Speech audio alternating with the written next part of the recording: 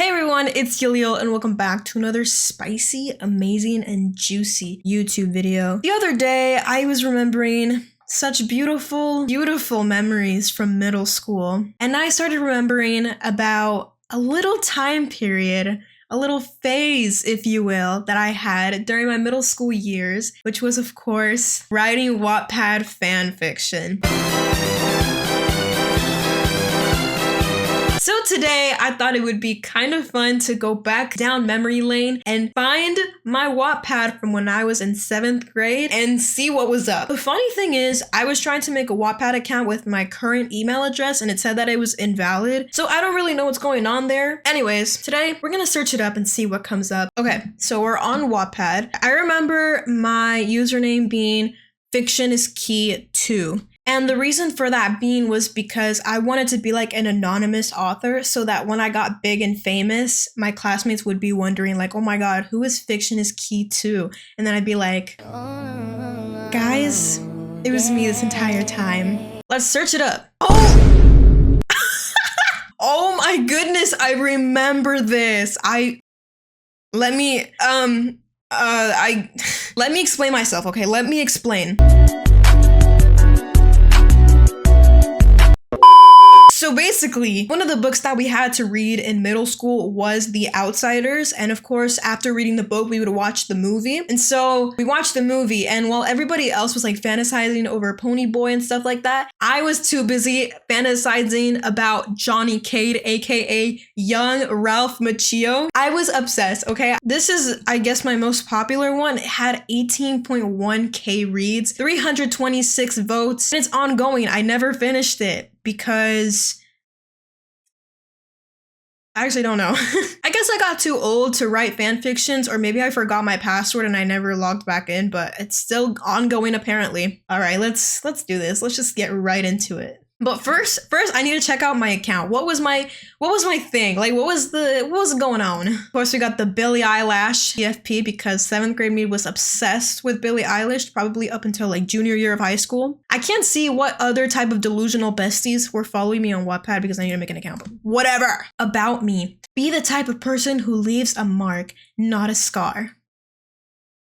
You already know what was going on in 2017. You're like, I don't even need to explain why I would write that. Facts about me. I'm an only child. I'm quite an introvert. I've never been to Taco Bell. That still is true to this day. I love Billie Eilish. 1 year on Wattpad. I also need holy water. I don't know why that was like a thing in like 2017 where you would be like, oh my God, you need holy water. Or like sprinkle some holy water. I don't know. I honestly am not doing very well. I'm sorry. I'm mentally drained from school and I am looking forward to high school so I can start anew. Okay, emo with the whole like non-capitalized eyes. I see you. Okay. Okay, let's read this description. Being the only greaser girl can be hard. You're in a world of guys that sometimes don't take you seriously, but there are some good things that come with being the only greaser girl. I learned to be tough. I don't know if I did that on purpose or not. Did I genuinely not know how to spell tough? Strong and mean. I learned to spit when I mean business. I feel safe being a greaser, looking and acting tough all the time. I learned to beat any old dumb sock. But there's this one thing. I might have feelings for Johnny Cade.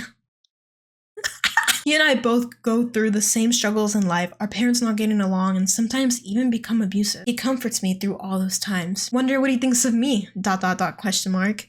Oh, I really thought I was her. I really thought. Well, we have a bunch of little chapters. What I remember doing is that at first when I was writing, my chapters would be like kind of long, and then I started shortening them as time went on until I like eventually stopped writing, period. All right, let's go to the prologue. 3.3K. Oh, wow. All right, Pat's point of view. This was my main character, Pat. We're moving, my ma announced cheerfully on July 4th. It was a sunny day, perfect to go to the pool and hang out with friends or host a barbecue for your family. But no, we had to move on this nice day because of my pa's work. I don't call my parents ma or pa. I don't know why I thought that would be appropriate for this time period. Alrighty, I replied, yawning since I just woke up. I'll start loading up the van, my pa replied to my mom. Why do we go back to normal in the middle of the story? Come on now. Scratch the fiction is key to username. It should be consistency is key. How long will the ride be? I asked them both. About 4 hours, my mom replied. Ugh, I groaned. I was surprised when I first heard that my pa was willing to drive straight through the state down to Tulsa, Oklahoma. I took a quick shower and put on some fresh black jeans jeans and a jean jacket. I decided to go for a black shirt since I was not in the mood for color. Okay, emo. I was still sleepy at the time, so I decided to leave my hair down to its natural,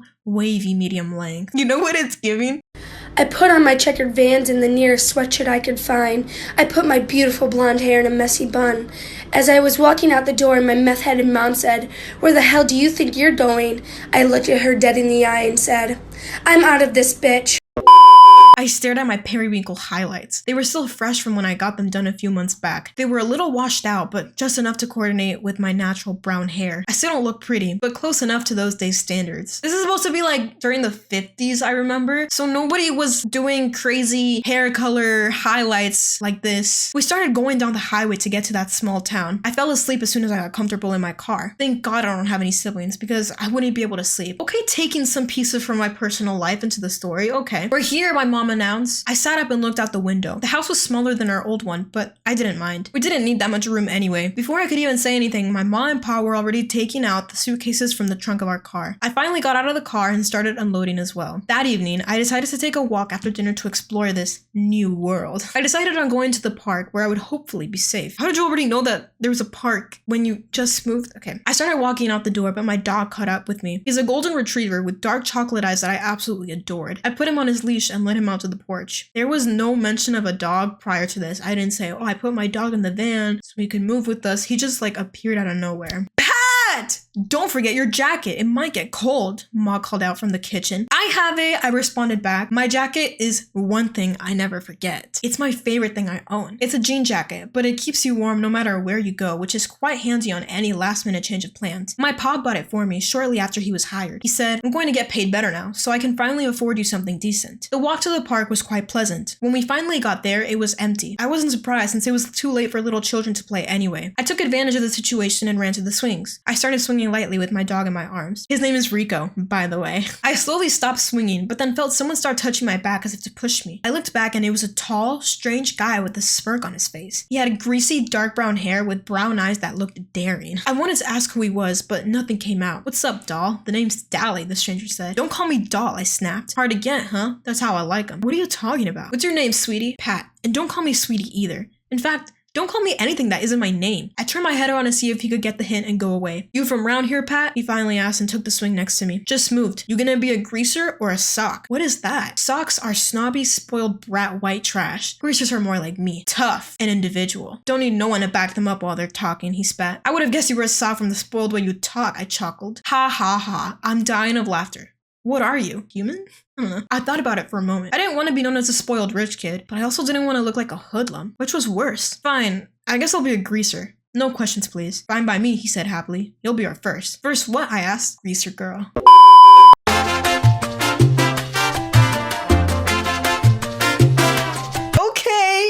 Cliffhanger. Wow. I want to be her again, dude. Like, oh, this is so good, dude. Like, I really like going down memory lane into this. Like, holy crap. Thank you guys so much for watching this video. And if you liked it, make sure to give it a big, juicy greaser thumbs up. If you want to see more of Pat, Viviano, Johnny, Cade, and Dally, make sure to let me know in the comments below. I will see you all in the next one.